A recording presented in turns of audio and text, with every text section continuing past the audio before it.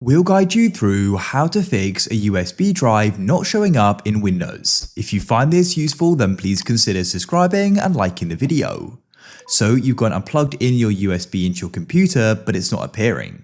You may be quite worried right now, but don't worry, we've got some different methods you can try. So first of all, we can go and close our file explorer. You want to come to the bottom and click on search and go and type in disk management or hard disk partitions and go and click on this option here. Disk management will go and open up.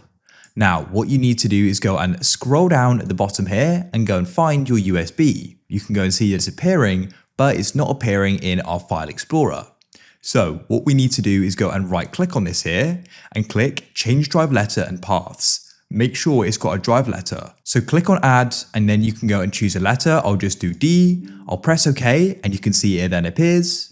And it's now appearing in my file explorer as well, and I can go and use it. So that's the first way you can go and fix it. If that doesn't work, click search at the bottom and go and type in device manager. What you need to do is go and scroll down and find universal serial bus controllers.